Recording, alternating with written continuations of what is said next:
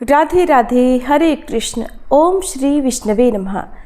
प्रिय श्रोताओं, शास्त्रों में कहा गया है कि जब तक भक्त के मन में सच्चा भाव और गहरी श्रद्धा ना हो तब तक किसी भी व्रत कथा या स्मरण का पूर्ण फल प्राप्त नहीं हो सकता।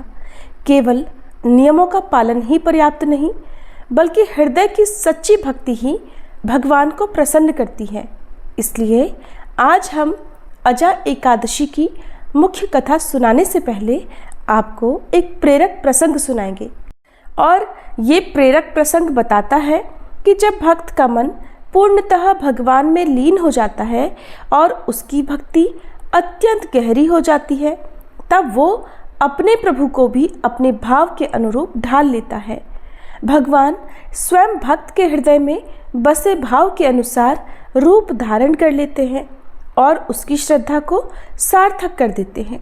तो आइए पहले हम सब मिलकर इस प्रेरणादायी प्रसंग का श्रवण करें और इसके बाद आपको अजा एकादशी की पावन कथा सुनने का सौभाग्य प्राप्त होगा, जिससे आपके जीवन में भी हरि कृपा और पुण्य का आलोक फैलेगा। प्रताप राय जी एक बहुत बड़े भक्त थे। उनका कुल परंपरा से कर्ज देने का व्यापार था, यानी वो दूसरे लोगों को कर्ज दिया करते थे। लोग उनके यहाँ पर स्वर्ण आभूषण आदि रखकर पैसे ले जाया करते और बाद में ब्याज सहित मूलधन देकर अपने आभूषण वापस ले जाते। प्रताप राय जी निरंतर नाम जप और भगवत आराधना में मगन रहते। धर्म और ईमानदारी से व्यापार करने से उन्हें बहुत धन और संपत्ति प्राप्त हुई। वो उससे संतों की सेवा और भंडारे आदि आयोजित करते थे। उनका बढ़ता यश देखकर लोग उनसे ईर्ष्या करने लगे और मिलकर उनके विरुद्ध योजना बनाने लगे। भगवान ही लोगों के हृदय में जलन उत्पन्न करके अपने भक्त की परीक्षा लेते हैं। वहां के काजी और 3 और लोगों ने मिलकर प्रताप राय जी को नष्ट करने का, उनके व्यापार में उन्हें नुकसान पहुंचाने का निश्चय किया। अगले दिन उनमें से एक व्यक्ति उनके यहाँ कर्ज लेने गया। उसने पत्थरों से भरी एक झोली देकर कहा कि उसे उसकी बेटी की शादी के लिए 10,000 मुद्राएं चाहिए। प्रताप राय जी ने जब कुछ गिरवी रखने के बारे में पूछा तो उसने वही झोली दिखाते हुए इशारा किया कि इसमें स्वर्ण आभूषण है। प्रताप राय जी उस पर विश्वास करते हुए बोले, सामने पड़े हुए बक्से में ये झोली रख दो और धन ले जाओ और ब्याज सहित वापस करके वहीं से झोली ले जाना। थोड़ी देर के बाद 2 और लोग आए और ऐसे ही कंकड़ों से भरी झोली के बदले प्रताप राय जी से स्वर्ण मुद्राएं लेकर चले गए। 5 दिन बाद तीनों एक एक करके वापस आए और ब्याज सहित धन लौटाने लगे। प्रताप राय जी ने धन लेकर उन्हें वही बक्से से अपनी अपनी झोली ले जाने को कहा। झोली में तो कंकड़ पत्थर ही भरे हुए थे। तो पहला आदमी चिल्ला चिल्लाकर प्रताप राय जी पर आरोप लगाने लगा, अरे देखो, ये माला पकड़े कैसा भक्त बनने का नाटक करता है। मेरी झोली से आभूषण निकालकर कंकड़ पत्थर भर दिए। लोगों ने सुना तो आश्चर्यचकित होने लगे। इतने में बाकी दोनों भी आकर अपनी अपनी झोली में पड़े कंकड़ पत्थर सबको दिखाने लगे। अब तो वहां हाहाकार मच गया। तीनों की बातें सुनकर अब तो सभी को विश्वास हो गया कि हो ना हो ये प्रताप राय जी तो सच में पाखंडी हैं।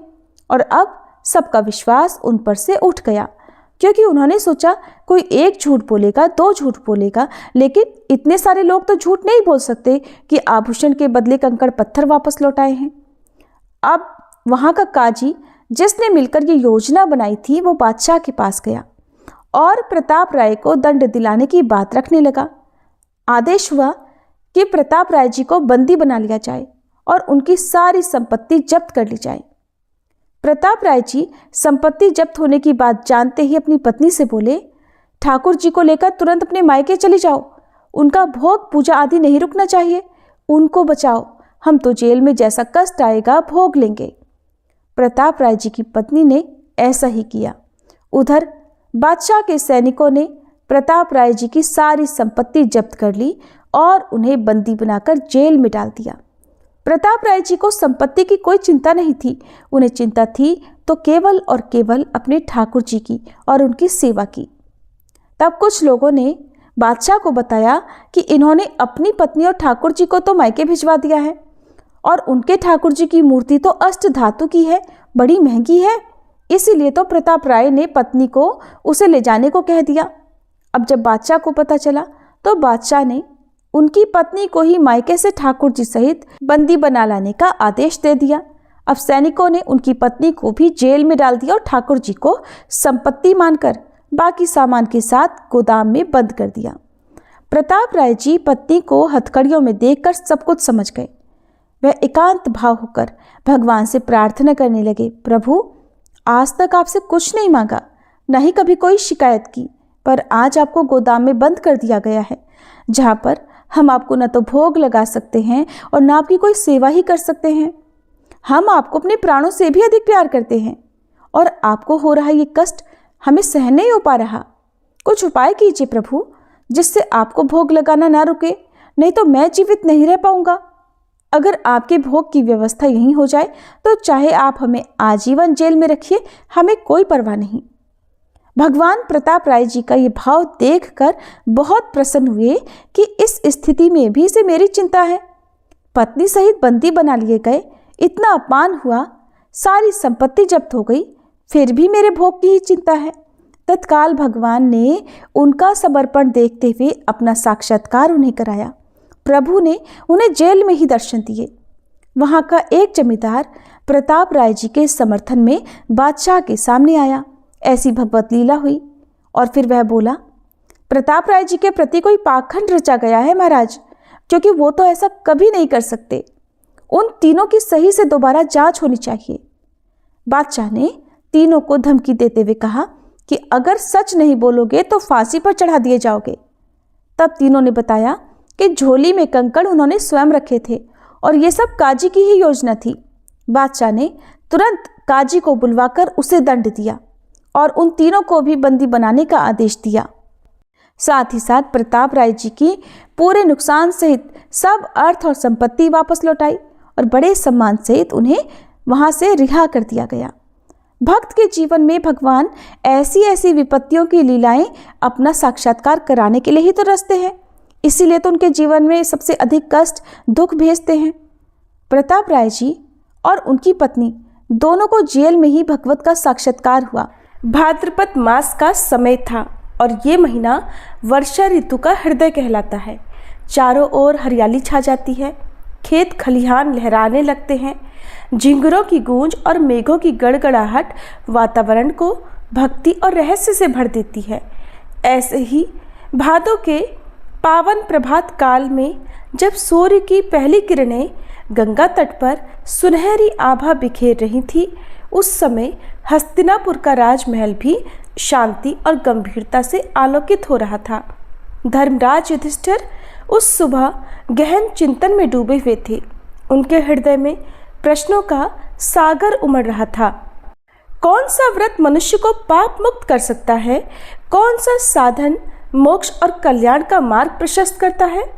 इन्हीं विचारों के बीच अचानक महल का वातावरण एक दिव्य सुगंध से भर गया और उसी क्षण राजसभा में अवतरित हुए भगवान श्री कृष्ण नीलवर्ण पीतांबरधारी, करुणा और माधुर्य से भरे हुए। उनके चरण पड़ते ही महल का कोना कोना पवित्र हो उठा। धर्मराज हाथ जोड़कर खड़े हो गए और प्रणाम कर बोले, हे माधव, मेरे हृदय में उठे इन प्रश्नों का समाधान अब आप ही केवल कर सकते हैं। तब भगवान मुस्कुराए और मधुर वाणी में कहने लगे, अब आप सब भी धर्मराज युधिष्ठिर और भगवान श्री कृष्ण के मध्य हुए संवाद को अजा एकादशी की कथा के माध्यम से सुनिए। धर्मराज युधिष्ठिर कहने लगे कि हे भगवान, हे पुंडरीकाक्ष, मैंने श्रावण शुक्ल एकादशी अर्थात पुत्रदा एकादशी का सविस्तार वर्णन आपके श्रीमुख से सुना। अब आप कृपा करके मुझे भाद्रपद माह के कृष्ण पक्ष की एकादशी के विषय में भी बतलाइए। इस एकादशी का क्या नाम है और इसके व्रत का क्या विधान है? प्रभु, इसका व्रत करने से किस फल की प्राप्ति होती है? तब भगवान श्री कृष्ण ने कहा, हे युधिष्ठिर, भाद्रपद माह के कृष्ण पक्ष की एकादशी को अजा एकादशी कहते हैं। इसका व्रत करने से सभी पाप नष्ट हो जाते हैं। इहलोक और परलोक में मदद करने वाली इस एकादशी व्रत के समान संसार में दूसरा कोई व्रत नहीं है। हे युधिष्ठिर, इस एकादशी से संबंधित जो कथा प्रचलित है, अब मैं उसे तुम्हें सुनाता हूँ, श्रद्धापूर्वक श्रवण करो। बहुत समय पहले एक दानी और सत्यवादी राजा हरिश्चंद्र हुए। राजा हरिश्चंद्र इतने प्रसिद्ध सत्यवादी और धर्मात्मा थे कि उनकी कीर्ति से देवताओं के राजा इंद्र को भी ईर्ष्या होने लगी। तब देवराज इंद्र ने महर्षि विश्वामित्र को राजा हरिश्चंद्र की परीक्षा लेने के लिए उकसाया। इंद्र के कहने से महर्षि विश्वामित्र जी ने राजा हरिश्चंद्र को योग बल से ऐसा स्वप्न दिखलाया कि राजा स्वप्न में ऋषि को सब राज्य दान कर रहे हैं। दूसरे दिन महर्षि विश्वामित्र अयोध्या आए और अपना राज्य मांगने लगे। स्वप्न में किए गए दान को भी राजा ने स्वीकार कर लिया और विश्वामित्र जी को सारा राजपाट दे दिया। अब अयोध्या से जब राजा हरिश्चंद्र चलने लगे, तब मुनि विश्वामित्र जी ने कहा कि राजन, जब तब दान आदि बिना दक्षिणा दिए सफल नहीं होते। राजपाट तो तुम पहले ही सौंप चुके हो, अब दक्षिणा कैसे दोगे? तब महाराज हरिश्चंद्र ने महर्षि विश्वामित्र से दक्षिणा लेने के लिए 1 माह का समय लिया और वे काशी आ गए। काशी में आकर उन्होंने पहले अपनी पत्नी रानी शैव्या को एक ब्राह्मण के हाथ बेच दिया। राजकुमार रोहिताश्व छोटा बालक था। प्रार्थना करने पर ब्राह्मण ने उसे अपनी माता के साथ रहने की आज्ञा दे दी और स्वयं अपने आप को राजा हरिश्चंद्र ने एक चांडाल के हाथों बेच दिया। इस प्रकार राजा हरिश्चंद्र ने ऋषि विश्वामित्र को 1000 मोहरे दक्षिणा में दे दी।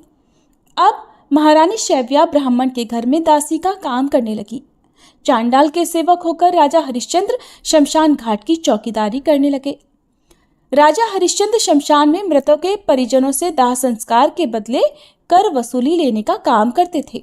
कई बार उनके सामने धर्म संकट की स्थिति भी बनी, लेकिन वे सत्य और कर्तव्य के मार्ग से बिल्कुल भी विचलित नहीं हुए।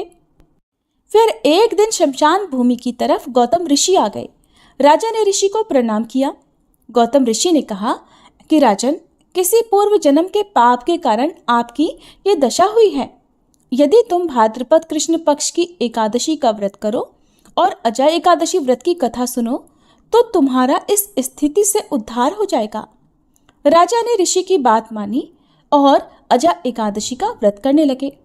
एक दिन राजकुमार रोहिताश्व ब्राह्मण की पूजा के लिए फूल चुन रहा था कि उसे एक सांप ने डस लिया। सांप का विष झटपट राजकुमार के शरीर में फैल गया और राजकुमार रोहिताश्व धरती पर गिर पड़ा। उसकी माता महारानी शैव्या को अब न कोई धीरज बंधाने वाला था और न ही उनके पुत्र की देह को शमशान पहुंचाने वाला था।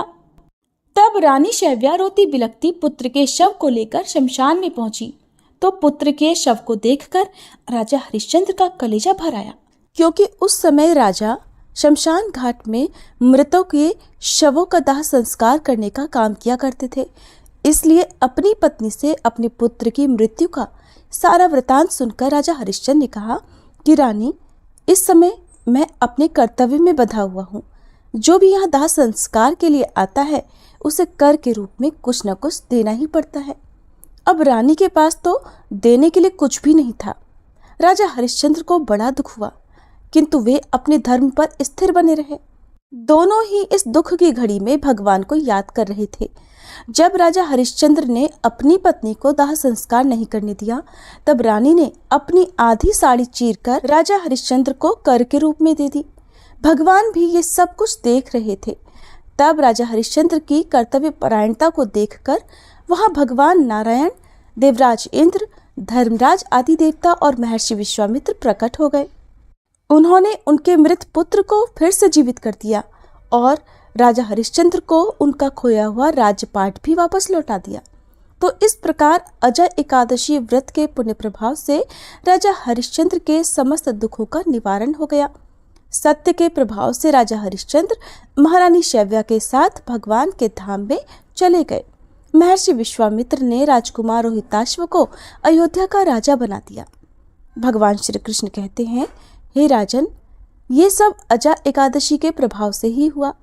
इसलिए जो मनुष्य यत्न के साथ विधि पूर्वक इस व्रत को करते हुए रात्रि जागरण करते हैं, उनके समस्त पाप नष्ट होकर अंत में वे स्वर्ग लोक को प्राप्त होते हैं। इस प्रकार महल में उपस्थित सभी पांडवों ने अजा एकादशी कथा का श्रवण किया और उनके हृदय में भी हरि भक्ति का प्रकाश भर गया।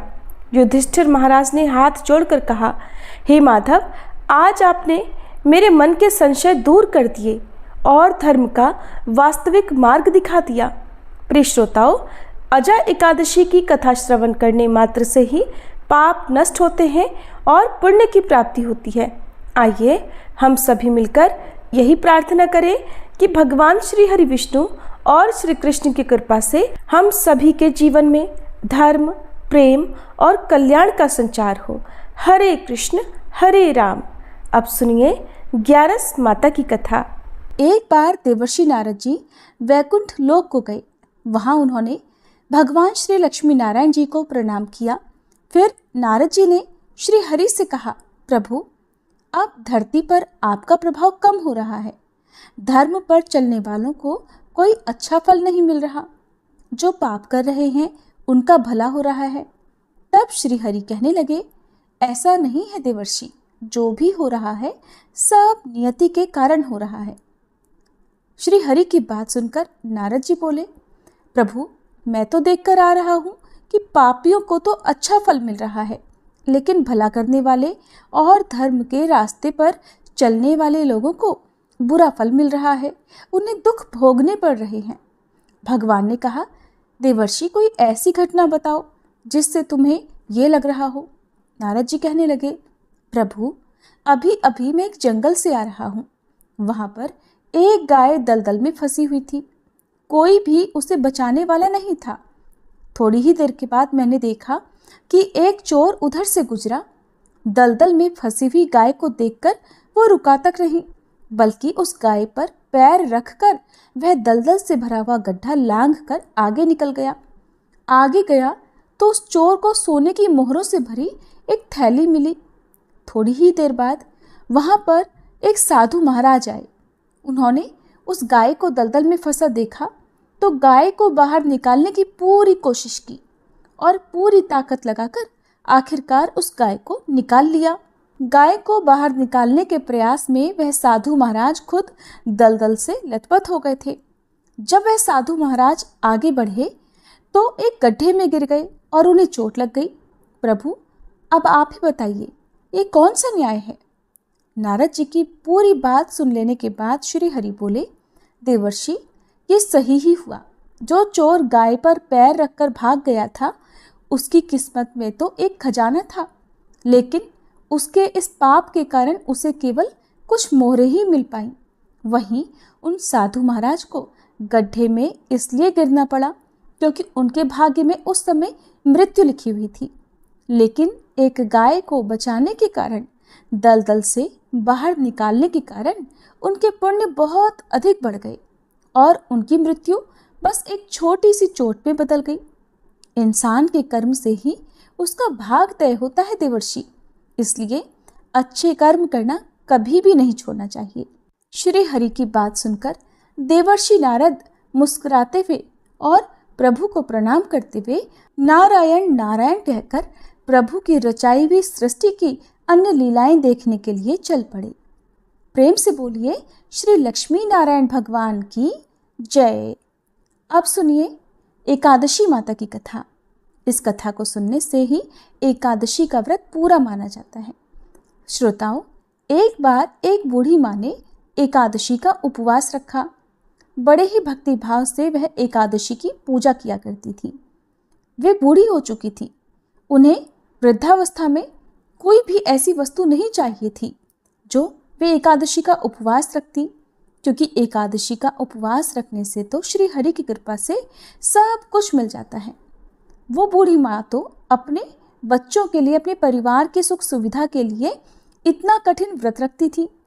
वे दिन भर तो बड़ा कठिन मन करके और अपनी प्यास को किसी तरह से रोके रही, क्योंकि एकादशी के व्रत में वो जल की एक बूंद भी ग्रहण नहीं करती थी। द्वादशी को ही जल पीकर वो अपने व्रत का पारणा किया करती थी। दिन भर उन्होंने किसी प्रकार अपने मन को संयमित रखा, पूजा पाठ की, व्रत की कथा पढ़ी सुनी और फिर पंडित जी को मिट्टी के एक पात्र में भरकर पानी और मौसमी फल दान में दिए। दोना भरकर शक्कर भी वितरित की। उन्हें गर्मी के कारण बड़ी बेचैनी हो रही थी। एक तो निराहार और निर्जल रहकर उपवास रखा था और ऊपर से प्यास भी अधिक सता रही थी। इस कारण उन्होंने सोचा कि चलो पानी में बैठूं, शायद थोड़ी शांति मिले। ये सोचकर वह पानी में बैठी रही। पानी से बार बार कुल्ला करती और मुंह हाथ धोती रही। तब कहीं जाकर उन्हें थोड़ा बहुत चैन मिला। एक तो धूप तेज की पड़ रही थी, इस कारण बार बार बूढ़ी माँ का मुंह सूखा जा रहा था। बूढ़ी माँ बड़ी बेचैन हो रही थी। एक तो बुढ़ापा, दूसरा यह भयंकर गर्मी। बुढ़ापे की तो स्थिति ही कुछ ऐसी होती है, बड़ी मुश्किल से धीरज बंध पाता है। अब किसी प्रकार रो धोकर दिन कट पाया। अब बूढ़ी माँ के सामने पहाड़ सी लंबी रात थी, जिसका कट पाना बड़ा ही मुश्किल दिखाई दे रहा था। चारपाई पर पड़ी हुई बूढ़ी माँ को किसी प्रकार भी शांति नहीं मिल रही थी। बार बार प्यास के मारे गला सूख रहा था और वे इस प्रकार बेचैन होकर करवटें बदलती जा रही थी। कई बार उठकर वे घर के बाहर जाती, फिर अंदर आ जाती। ना उन्हें घर के अंदर शांति मिल रही थी, ना बाहर। वे पड़ी पड़ी एकादशी माता को याद करती रहीं और मन में ध्याती रहीं कि हे माता, आप मेरी लाज रखिएगा, आप ही मुझे शक्ति दीजिएगा ताकि मैं भली भांति आपका व्रत कर सकूं और ये पहाड़ सी रात सुकून से बीत जाए। प्यास के कारण बूढ़ी माँ की बेचैनी तो बढ़ ही रही थी। उन्होंने धैर्य रखने का बहुत प्रयास किया, लेकिन आखिरकार उनकी सहनशीलता की सीमा टूट गई और वे घबराकर प्यास के मारे एकदम चिल्ला पड़ी, बचाओ बचाओ। बूढ़ी माँ का चिल्लाना सुनकर उनके परिवार के सभी सदस्य उनके आसपास इकट्ठा हो गए और बूढ़ी माँ की चारपाई के पास पहुंच गए। सब बोले, अम्मा जी क्या हुआ, आपको क्यों चिल्ला रही हो? और जब आपसे व्रत नहीं रखा जाता तो इस बुढ़ापे में इतना कठिन व्रत क्यों कर रही हो? अम्मा जी, अगर शरीर में ताकत है तभी तो भक्ति हो पाएगी। आप पानी पी लीजिए। बूढ़ी माँ अपने परिवारजनों से बोली, मेरे तो प्यास के मारे प्राण ही निकले जा रहे हैं, जरा जल्दी से मेरी छाती पर ठंडे पानी का घड़ा तो रख दो। नातियों ने दौड़कर दादी की छाती पर ठंडे पानी का बर्तन रख दिया। तब कहीं जाकर उन्हें थोड़ा बहुत सुकून मिला और जब सुकून मिला तो थोड़ी देर के लिए उन्होंने अपनी आंखें बंद कर ली। इधर एकादशी माता सोचने लगी, ये है तो बूढ़ी माँ, लेकिन बड़े नियम से मेरा व्रत रखती हैं, चलकर इनकी परीक्षा लेनी चाहिए। ऐसा विचार कर एकादशी माता आधी रात को मुर्गा बनकर कुकड़ू कू करने लगी। मुर्गे की टेर सुनकर बूढ़ी माँ जल्दी से उठी और बाहर जाकर आसमान की ओर निहारा, लेकिन आसमान में तो कहीं भी उन्हें सुबह का तारा दिखाई ही नहीं दिया। अब वे सोचने लगी कि फिर ये मुर्गा भला क्यों और कैसे बोल गया। एक तो उन्हें प्यास लग रही थी, अब थोड़ा बहुत उनका मन भी बेचैन होने लगा। आखिरकार उन्होंने ये दृढ़ निश्चय किया कि अब तो मैं इस व्रत को पूरा करके ही छोड़ूंगी, फिर चाहे व्रत पूरा होने तक मेरे प्राण ही क्यों ना निकल जाएं। मन में ऐसा पक्का निश्चय कर वह वापस चारपाई पर आकर लेट गई। थोड़ी ही देर के बाद एकादशी माता ने उनकी फिर से परीक्षा लेनी चाहिए, तो वह एक छोटी सी कन्या का रूप धरकर गिलास में मीठा पानी लेकर उनके सिरहाने खड़ी हो गई और जोर से बोली, दादी जी सवेरा हो गया है, आप हाथ मुंह धोकर शरबत पी लीजिए। पहले तो शरबत का भरा हुआ गिलास देखकर बूढ़ी माँ का मन ललचाने लगा। प्यास के मारे गला जो सूख रहा था, किंतु अचानक उन्हें याद आया कि उनका तो एकादशी का उपवास है। फिर उन्होंने सोचा कि अभी तो वे किसी भी तरह से ये शरबत नहीं पी सकती और फिर वे चुपचाप वापस अपनी चारपाई पर लेट गईं। जैसे ही उनकी आंख लगी तभी उन्हें एहसास हुआ कि मानो किसी ने उन्हें पानी से भरे हुए कुएं में पटक दिया हो। वे बहुत देर तक उस कुएं में हाथ पांव चलाती रहीं, लेकिन इस बीच उन्होंने अपने मुंह में पानी की एक बूंद भी नहीं जाने दी, क्योंकि उनका एकादशी का उपवास जो था और वे पक्के निश्चय के साथ अपना व्रत पालन करती रही। थोड़ी ही देर में उन्हें ऐसा लगा मानो सामने आग जल रही हो। आग के कारण बड़ी भारी गर्मी लगने लगी। प्यास के मारे उनके प्राण निकलने लगे, लेकिन इतना सब होने के बाद भी बूढ़ी माँ ने पानी की एक बूंद भी नहीं पी। वे तो बस चारपाई पर बैठी बैठी एकादशी माता का ध्यान करती रही। अब सवेरा होने में बस कुछ ही समय है, ये जानकर वे बड़ी तसल्ली के साथ इधर उधर घूमने लगी। एकादशी माता अब तक ये बात अच्छी तरह से समझ गई कि इन बूढ़ी माँ को किसी भी प्रकार से अपने व्रत से नहीं टाला जा सकता। वे उनके सत्य व्रत को भली भांति समझ गई थी। अब सवेरा हो गया तो बूढ़ी माँ ने स्नान किया, भगवान श्री हरि का पूजन किया, फिर एकादशी माता की कथा सुनी, ब्राह्मणों को दक्षिणा देकर भोजन कराया, तब कहीं जाकर उन्होंने जल ग्रहण किया। कन्याओं को भोजन कराने के बाद बूढ़ी माँ ने फिर स्वयं भोजन किया और उस श्रेष्ठ व्रत के प्रभाव से बूढ़ी अम्मा की आयु में वृद्धि हो गई, उनकी आयु बढ़ गई। उनका घर परिवार हरा भरा हो गया। अब उनके घर में किसी भी चीज का कोई अभाव नहीं रहा। उनका घर हर प्रकार के सुख साधनों से भर गया। नाती नातिन से उनका घर भर गया और वे उसी दिन से 12 महीने की एकादशी का व्रत करने लगी। एकादशी माता के व्रत के पुण्य प्रताप से इस संसार में हर प्रकार के सुख भोग कर वह बूढ़ी माँ अंत में भगवान श्री हरि के धाम को चली गई। जैसे एकादशी माता ने उन बूढ़ी माँ को और उनके परिवार को हरा भरा किया, वैसे ही हे एकादशी माता हम सभी की मनोकामनाएं पूर्ण कीजिएगा। कथा समाप्त। प्रेम से बोलिए 11 माता की जय। श्री विष्णु भगवान की जय। अजा एकादशी की जय। अब सुनिए 11 माता की आरती।